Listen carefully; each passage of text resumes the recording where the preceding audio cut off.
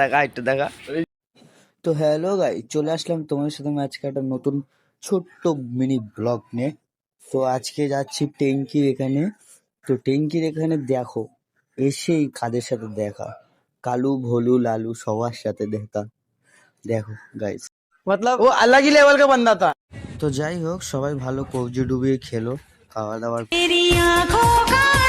তারপরে হলো ছোটবেলা বন্ধুর সাথে দেখা, দেখা হতেই দেখো দেখা দেখা একটু দেখা, দেখা দেখা একটু দেখা। मैं डिप्रेशन में रहता हूँ हमेशा। अभी मैं डिप्रेशन में हूँ, माँ कसम। তো যাই হোক, অনেকক্ষণ ওর সাথে ছ্যাবলানোর পরে কালু আমাকে বললো চল আমার সাথে আয়। তো আমি ওর পিছন পিছন যাচ্ছিলাম, যেতে যেতেই দেখো আমাকে বলছে এখানে একটু দাঁড়া। আর আমিও তো জানো গাইস, কোথাও দাঁড়ানো পছন্দ করি না, তাই ওর কথা না শুনে চলে আসলাম সৈকতের কাছে। এসে দেখি ও খালি গায়ে বসে রয়েছে। ওকে বললাম একটু বগলটা উঁচু কর। ও বগলটা দেখো গাইস, কতটা পরিমাণে চুল, একটুও পরিষ্কার করে না। পরিষ্কার করবেই বা কি করে, ও তো জন্মগত ভিখারি। আর ওর শরীরটা দেখছো গাইস, ওর শরীরটা দেখো।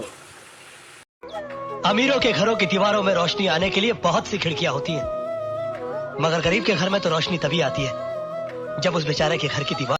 তো যাই হোক, অনেকক্ষণ সৈকতের সাথে ছ্যাবলানোর পরে এখানে চলে আসলাম বিকাশের কাছে। বিকাশ কালকে গাড়ি কিনেছে নতুন, আর কালকেই গাড়ি রাত্রিবেলা ফেলিয়েছে। ফেলানোর পরে এইখানে এই ব্রেকের তারটা একটু ছিঁড়ে গেছে, আর এই হালকা একটু সামনে ক্র্যাক হয়ে গেছে। তো এইখানে আপাতত স্টিকার মেরে চালিয়েছে। আপাতত বন্ধু স্টিকার মেরেই কাজ চালাচ্ছে, তারপর ফার্স্ট সার্ভিসিং এ গিয়ে এটা ঠিক করে আসবে। আর গাড়ি এমনি সবসময় ওর। তো হ্যালো গাইজ, আজকের ব্লগটা এখানেই শেষ করছি। দেখা হচ্ছে পার্ট 2 তে। ততক্ষণে ভিডিওটা নিজেরাও দেখুন, অন্যদেরকে দেখার সুযোগ